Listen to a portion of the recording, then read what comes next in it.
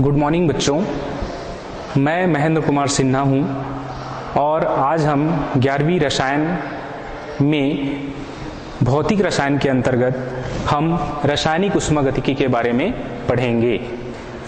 रासायनिक ऊष्मागतिकी को अंग्रेजी में केमिकल थर्मोडायनेमिक्स भी कहा जाता है। ऊष्मागतिकी अर्थात थर्मोडायनेमिक्स,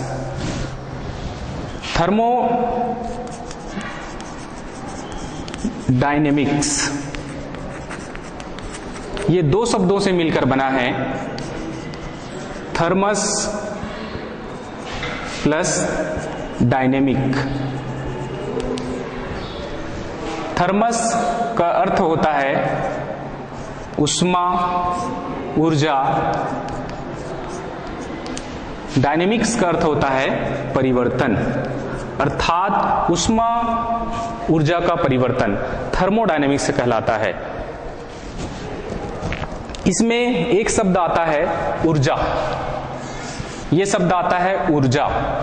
तो ऊर्जा के बारे में हमको जानकारी होना आवश्यक है। ऊर्जा है क्या चीज? ऊर्जा कार्य करने की क्षमता को ऊर्जा कहा जाता है। अर्थात हम कोई भी कार्य बगैर ऊर्जा के नहीं कर सकते। मशीन बगैर ऊर्जा के कोई भी कार्य नहीं कर सकती। जैसे हमको कार्य करने के लिए खाना खाना पड़ता है, भोजन करना पड़ता है कि नहीं? जब हम भोजन करते हैं तो वहां से हमको ऊर्जा मिलती है और उस ऊर्जा के माध्यम से हम चलना फिरना, घर में कोई भी काम करना, ये सारे चीज हम कर सकते हैं। उसी प्रकार मशीन की बात करें, जैसे कोई भी आप मशीन ले लो, जैसे अपन पानी खींचने का डीजल मशीन ले लेते हैं। तो डीजल मशीन का एग्जांपल लेते हैं तो बगैर डीजल के मशीन कभी नहीं चलेगी। तो डीजल उसका क्या हो गया? ऊर्जा हो गया। ये जो ऊर्जा होती है वो ऊर्जा के कई रूप हैं, जैसे स्थितिज ऊर्जा,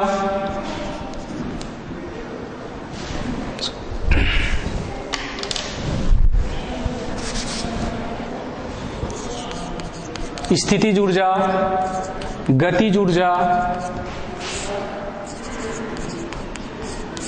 यांत्रिक ऊर्जा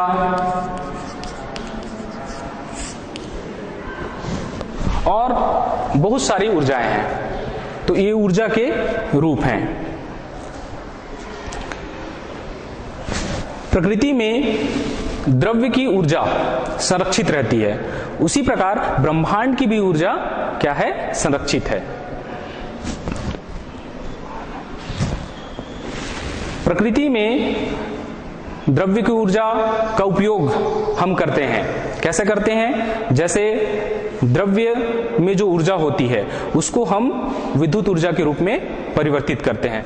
जो आप देख रहे हो लाइट का जलना है ना, लाइट का जलना और बड़ी बड़ी फैक्ट्रियां, कारखानों का चलना, ये सब द्रव्य की ऊर्जा से संभव होती है।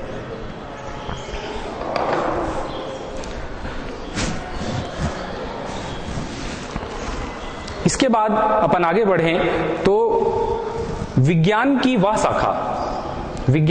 शाखा जिसके अंतर्गत हम भौतिक और रासायनिक परिवर्तन के फलस्वरूप ऊर्जा में जो परिवर्तन होता है वो ऊर्जकी कहलाता है या ऊर्जा विज्ञान कहलाता है। ऊर्जा विज्ञान या ऊर्जकी। विज्ञान की वह शाखा जिसके अंतर्गत हम भौतिक और रासायनिक परिवर्तन होने पर जो ऊर्जा में परिवर्तन होता है वह ऊर्जा विज्ञान या ऊर्जकी कहलाता है। तो ये तो खैर ऊर्जा के बारे में हमने देखा। इसके बाद आइए हम रासायनिक ऊष्मागतिकी की परिभाषा देख लेते हैं।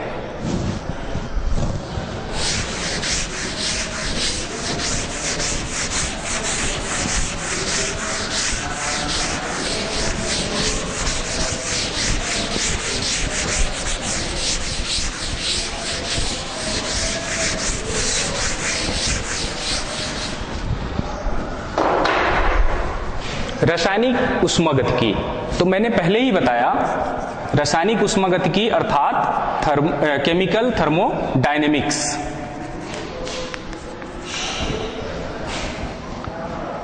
थर्मोडायनेमिक्स दो शब्दों से मिलकर बना है।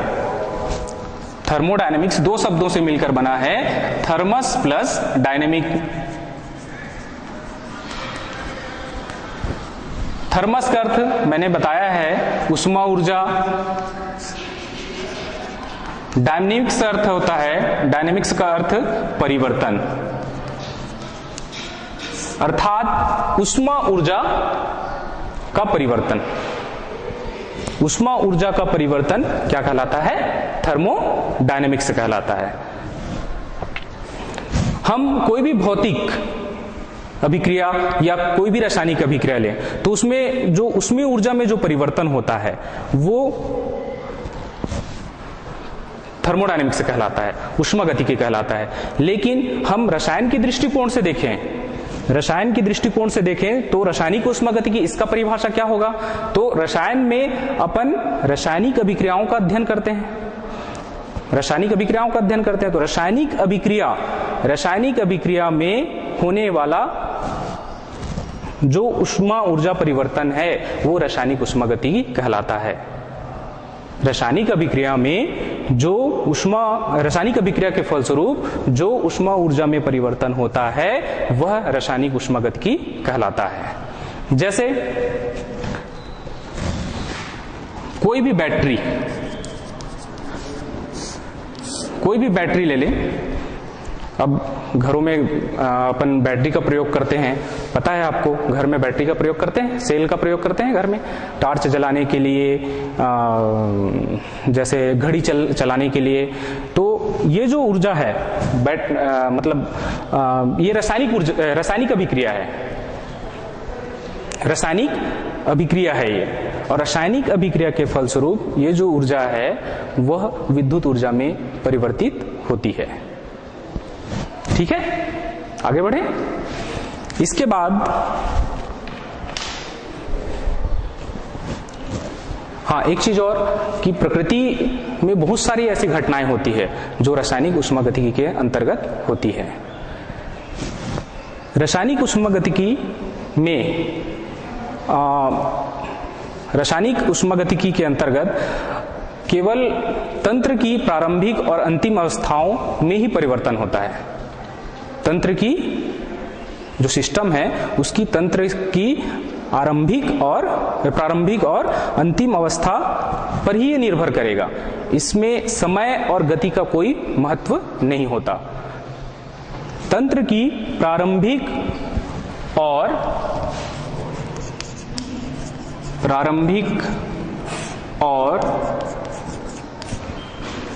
अंतिम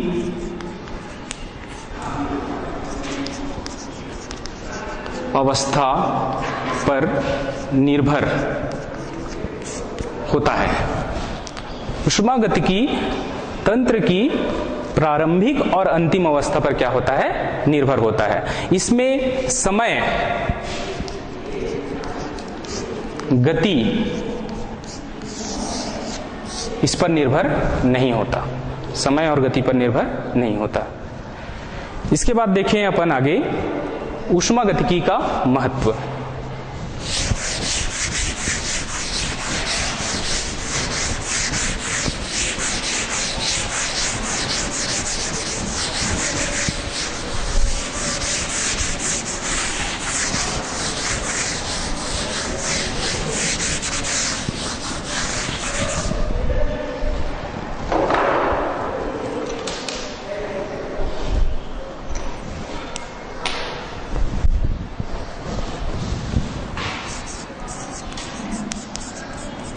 ऊष्मागतिकी का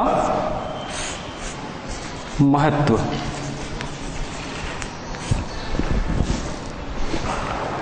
ऊष्मागतिकी का महत्व होता क्या है? तो ऊष्मागतिकी नियमों के आधार पर दिए गए ताप, दाब, सांद्रता, ये जो प्रक्रियाएं हैं इनके संपन्न होने की संभावना व्यक्त किया जा सकता है। है ना। ऊष्मागतिकी का पहला महत्व अपन देखें तो कोई भी दिया गया ताप, दाब, सांद्रता कोई रासायनिक क्रिया के संपन्न होने की संभावना क्या करता है, व्यक्त करता है। उसी प्रकार कोई रासायनिक अभिक्रिया की दशाओं या कंडीशन की सीमा पर भी निर्भर सीमा की जानकारी प्रदान करता है। और क्या चीज, ऊष्मागतिकी के महत्व के अंतर्गत कोई भी भौतिक रसायन के आधार पर विभिन्न नियमों को हम क्या कर सकते हैं, व्युत्पन्न कर सकते हैं। ये सब रासायनिक ऊष्मागतिकी का महत्व है। ठीक है, समझ आया ये रासायनिक ऊष्मागतिकी का महत्व। इसके बाद अपन रासायनिक ऊष्मागतिकी का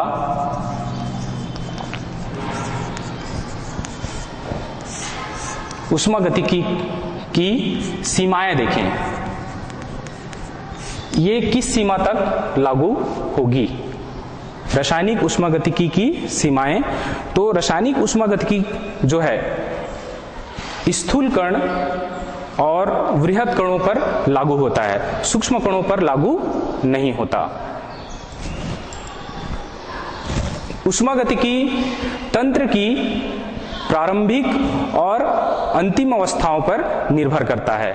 ये इससे गति और इसके पथ पर निर्भर नहीं करता।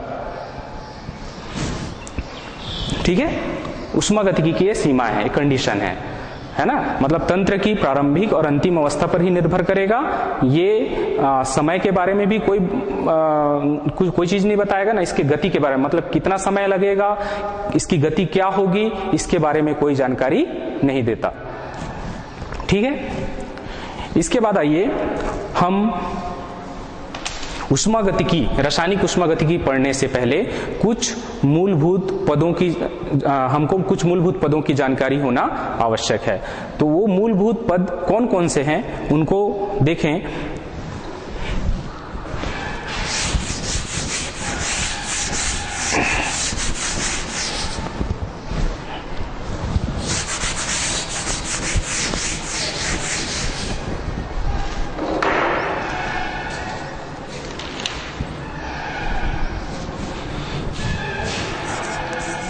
ऊष्मागतिकी के मूलभूत पद। ऊष्मागतिकी के मूलभूत पद मतलब हमको ऊष्मागतिकी पढ़ने से पहले कुछ जो शब्द हैं उनको जानना बहुत ही आवश्यक है, तब हम ऊष्मागतिकी के बारे में हम पढ़ सकते हैं। तो सबसे पहला तो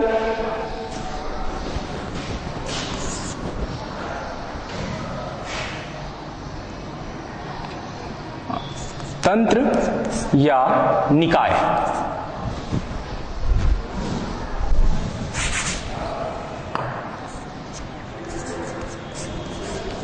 तंत्र या निकाय, तंत्र या निकाय किसे कहते हैं? तो ब्रह्मांड का वह भाग जिसे ऊष्मागतिकी अध्ययन के लिए चुना जाता है। ब्रह्मांड का वह भाग जिसे ऊष्मागतिकी अध्ययन के लिए चुना जाता है वह तंत्र या निकाय कहलाता है, सिस्टम कहलाता है। एग्जाम्पल अपन लेते हैं तो जैसे हमारी पृथ्वी का उदाहरण लें। ये हमारी पृथ्वी है।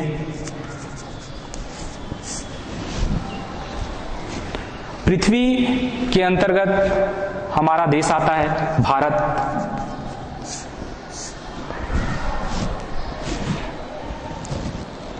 इसमें पृथ्वी को अपन ब्रह्मांड मान लेते हैं, मान के चलते हैं पृथ्वी क्या है, ब्रह्मांड है ना। और इस ब्रह्मांड के अंतर्गत हम भारत को ऊष्मागतिकी अध्ययन के लिए क्या करते हैं, चुनते हैं। ठीक है, तो ये तंत्र या निकाय कहलाएगा। भारत जो है क्या कहलाएगा, तंत्र या निकाय कहलाएगा। ठीक है, इसके बाद सेकंड नंबर पारिपार्श्विक,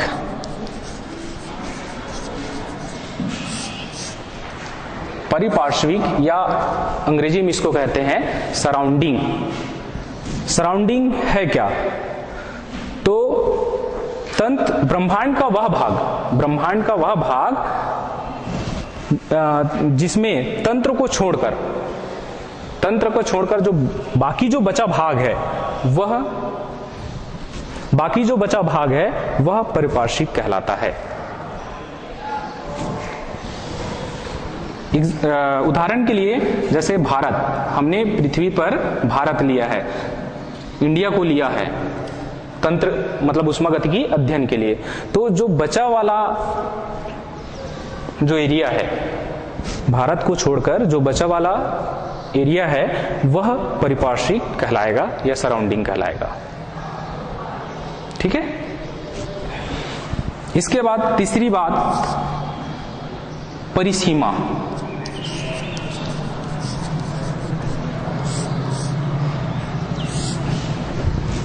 परिसीमा किसे कहते हैं? तो तंत्र और परिपार्श्विक के बीच में जो बॉर्डर होता है वही परिसीमा कहलाता है ना। जैसे अपन यहां पर भारत को लिए पृथ्वी के अंतर्गत, तो ये जो बॉर्डर है ना, ये तंत्र हो गया आपका, ये पूरा ये तंत्र हो गया, और ये क्या हो गया? परिपार्श्विक हो गया। हम कह सकते हैं परिपार्श्विक और तंत्र को मिलाने वाली जो रेखा होती है ना, जो बॉर्डर होती है, वह परिसीमा कहलाएगी। ठीक है, समझ आ गया? हमने देखा क्या? तंत्र या निकाय, है ना। तंत्र या निकाय किसे कहते हैं? समझ आ गया ये, है ना। ब्रह्मांड का वह भाग जिसे उष्मागतिकी अध्ययन के लिए चुना जाता है वह क्या कहलाता है? तंत्र या निकाय या सिस्टम कहलाता है। इसके बाद अपन परिपार्श्विक, ये शब्द बार बार यूज होंगे, है ना, इस वजह से इसको जानना जरूरी है हमको आगे पढ़ने के लिए। परिपार्श्विक किसे कहते हैं? तो तंत्र को छोड़कर जो शेष ब्रह्मांड का जो शेष भाग है वह परिपार्श्विक कहलाएगा। उसी प्रकार परिसीमा, तंत्र और परिपार्श्विक को मिलाने वाली जो बॉर्डर होती, रेखा होती है, वह क्या कहलाती है? परिसीमा कहलाती है। ठीक।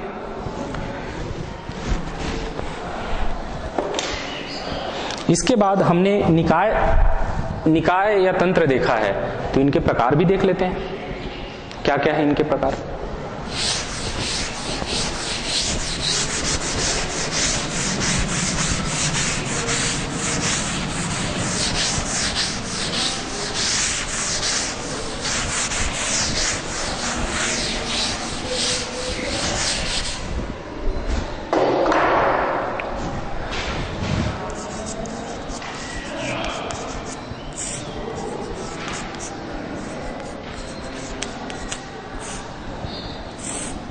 निकाय के प्रकार। तो निकाय के प्रकार में सबसे पहला प्रकार है संवृत्त निकाय, या इसको खुला निकाय भी कहा जाता है।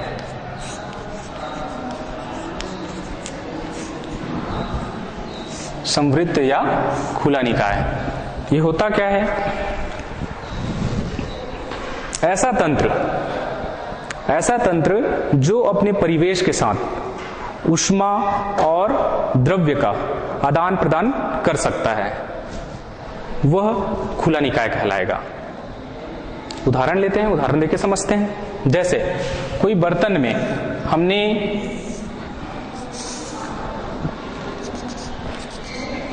गर्म पानी रखा है, खुला बर्तन है,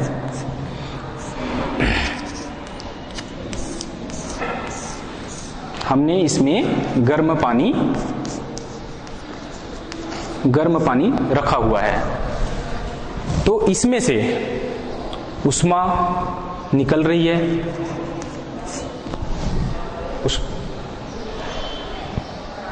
ऊष्मा निकल रही है, ठीक है, इसमें से ऊष्मा निकल रही है, बाहर निकल रही है। मतलब ये जो हो गया तंत्र, और ये क्या हो गया ये परिवेश या परिपार्श्विक बोलते हैं ना, मैंने बताया परिपार्श्विक या इसको परिवेश भी कहा जाता है। तो ये जो तंत्र है अपने परिवेश के साथ ऊष्मा का आदान प्रदान करेगा और द्रव्य का भी क्या करेगा, आदान प्रदान करेगा। जाहिर सी बात है भाई, गर्म पानी को हम खुला रख दें तो वो क्या होगा, वेपर बन के, वाष्प बन के उड़ेगा तो इसमें तो कुछ ना कुछ कमी आएगी ना। ये पानी जो है हमने इतना रखा हुआ है तो इसमें कुछ ना कुछ तो परिवर्तन आना है ना भाई, और ऊर्जा तो निकल ही रही है। ठीक है, तो ये आपका क्या कहलाता है, खुला निकाय या संवित्र निकाय। ठीक है,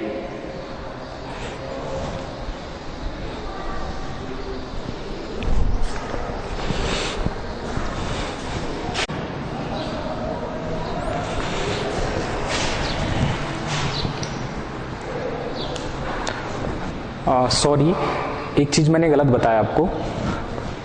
संवृत्त, इसको संवृत्त नहीं कहते, इसको विवृत्त कहते हैं। अपन संवृत्त भी देखेंगे, संवृत्त बंद निकाय में हो जाता है, बंद निकाय में आता है, ये विवृत्त कहलाता है।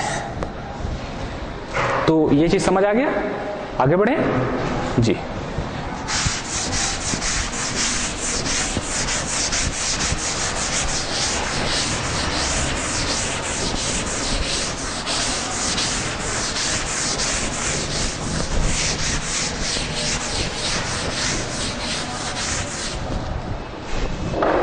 निकाय के प्रकार में दूसरा प्रकार है बंद निकाय, या इसी को संवृत्त निकाय भी कहते हैं।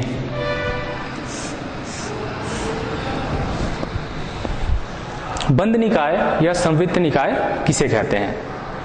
तो ऐसा तंत्र जो अपने परिवेश के साथ ऊष्मा का आदान प्रदान करेगा लेकिन द्रव्य का नहीं करेगा, अर्थात इसके आयतन में कोई परिवर्तन नहीं होगा।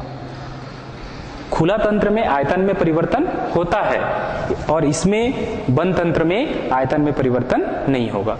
एग्जाम्पल लेकर देखें, जैसे कोई बर्तन ले, धातु की कोई बर्तन लेते हैं, इस बर्तन में भी हम गर्म पानी रख देते हैं,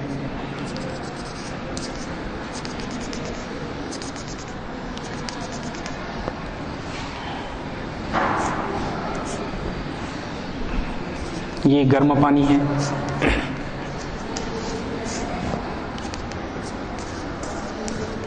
और इसको हम ढक देते हैं, ऊपर से हम इसमें ढक्कन लगा देते हैं।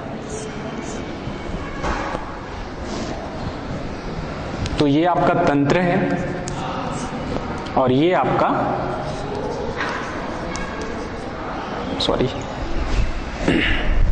परिवेश या परिपार्श्विक।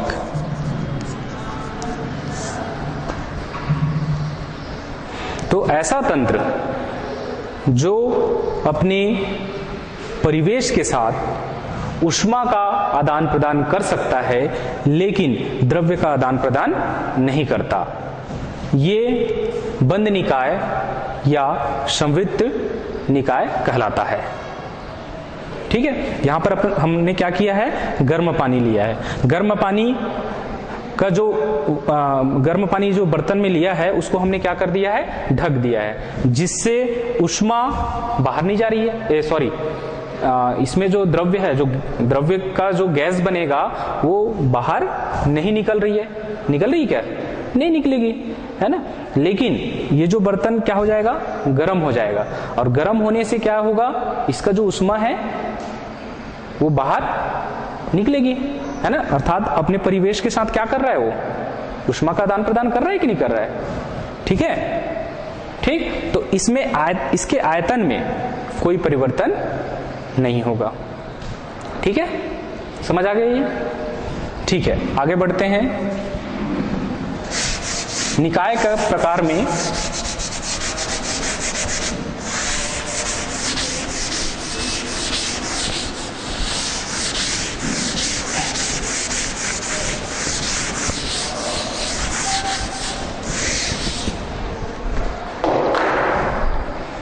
तीसरा प्रकार है विलगित।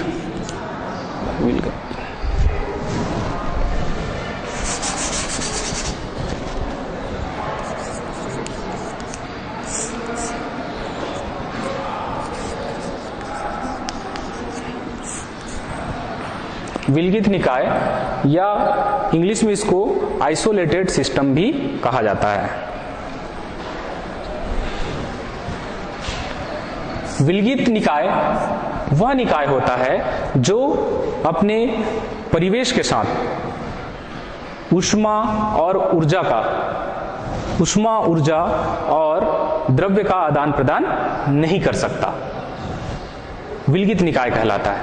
हम उदाहरण लेकर देखें, जैसे हमारे पास एक थर्मस फ्लास्क है,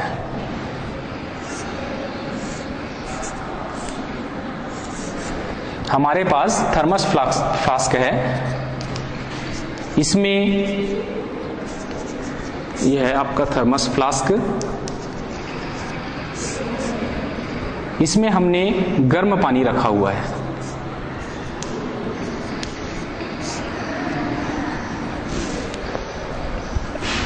ये परिवेश कहलाएगा और ये तंत्र कहलाएगा। तो इसमें थर्मस फ्लास्क में जो रखी हुई पानी, आप थर्मस फ्लास्क के बारे में जानते होंगे, थर्मस फ्लास्क में यदि हम कोई भी चीज गर्म चीज रखें तो वह गर्म ही रहेगी, है ना। अपन घंटा 2 घंटा बाद भी देखें तो वो पानी या चाय जो भी हम रखेंगे वो क्या रहेगा, गर्म रहेगा। इसका कारण क्या है कि ये अपने परिवेश के साथ ऊष्मा का आदान प्रदान नहीं करता है और ना ही द्रव्य का आदान प्रदान करता है, ठीक है। इसके आयतन में भी कोई परिवर्तन नहीं होगा, ठीक है जी। विलगित निकाय या आइसोलेटेड सिस्टम ऐसा निकाय जो अपने परिवेश के साथ ऊष्मा और द्रव्य का आदान प्रदान नहीं करता, ये आपका क्या कहलाता है, विलगित निकाय।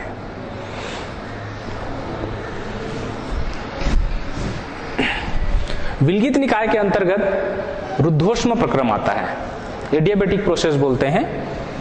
इसी के अंतर्गत आपका रुद्धोष्म प्रक्रम आता है, जिसको इंग्लिश में एडियाबेटिक प्रोसेस भी कहा जाता है। ये रुद्धोष्म प्रक्रम है क्या? ऐसा प्रक्रम जो अपने परिवेश के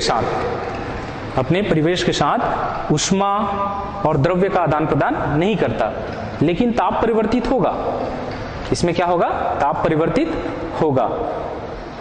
विलगित निकाय के अंतर्गत रुद्धोष्म प्रक्रम, या हम बोल सकते हैं कि रुद्धोष्म प्रक्रम के अंतर्गत विलगित निकाय आएगा, ठीक है। समझ आ गया।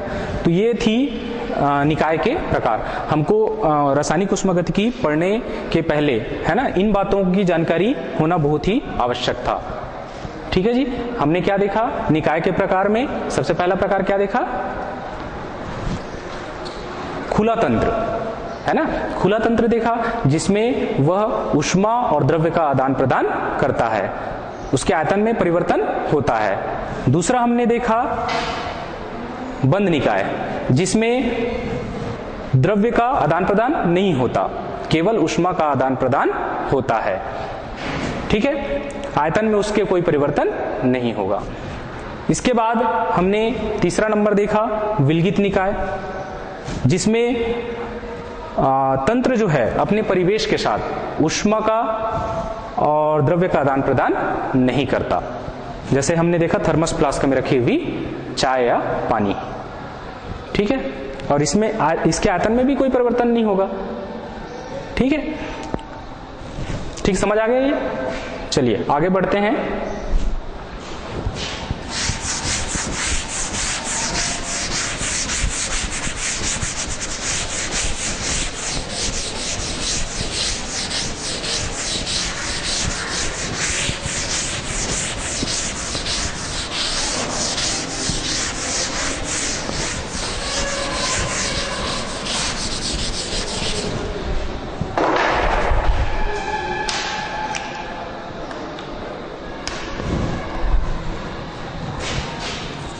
हम देखें आंतरिक ऊर्जा।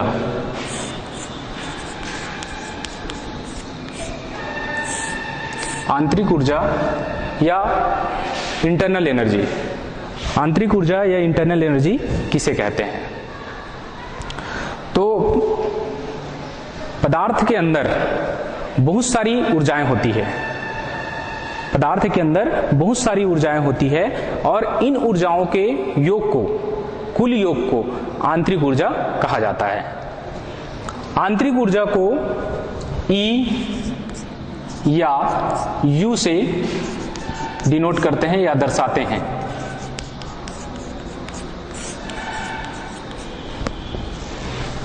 E या U से दर्शाते हैं, अर्थात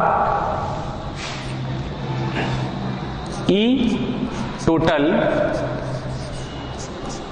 देखें तो पदार्थ की जो आंतरिक ऊर्जा होती है, आंतरिक ऊर्जा विभिन्न प्रकार की होती है। जैसे E रोटेशनल एनर्जी हो सकती है ना, ER हो सकता है। उसी प्रकार E इलेक्ट्रॉनिक एनर्जी हो सकती है। उसी प्रकार E वाइब्रेशनल एनर्जी हो सकती है, V। उसी प्रकार E न्यूक्लियर एनर्जी हो सकती है।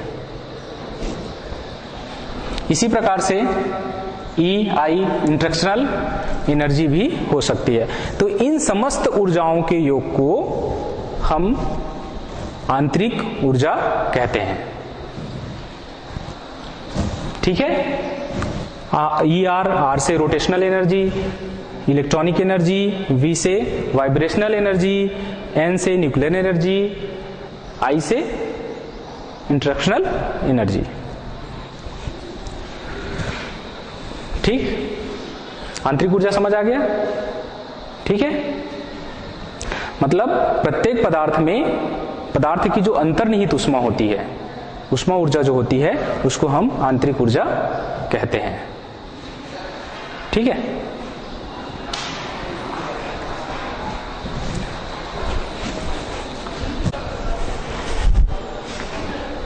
तो आज हमने रासायनिक ऊष्मागतिकी के बारे में पढ़ा। उसमें हमने इसका परिचय देखा, परिभाषा देखा, महत्व, ऊष्मागतिकी का महत्व देखा और सीमाएं देखा। इसके अंतर्गत हमने कुछ मूलभूत पद देखे, जैसे निकाय किसे कहते हैं, है ना, निकाय किसे कहते हैं, परिवेश किसे कहते हैं, परिसीमा किसे कहा जाता है। ठीक, इसके बाद हमने निकाय के प्रकार देखा। निकाय के प्रकार में अपन बंद निकाय, खुला निकाय, विलगित निकाय। उसके बाद हमने रुद्धोष्मप्रक्रम के बारे में थोड़ी बहुत आगे और चर्चा करेंगे। रुद्धोष्मप्रक्रम के बारे में मैंने विलगित निकाय से संबंधित कुछ रुद्धोष्मप्रक्रम को ऐसी सामान्य चर्चा के रूप में लिया। इसके बाद हमने आंतरिक ऊर्जा देखा। अगला अपन नेक्स्ट क्लास में देखेंगे। ठीक है, धन्यवाद।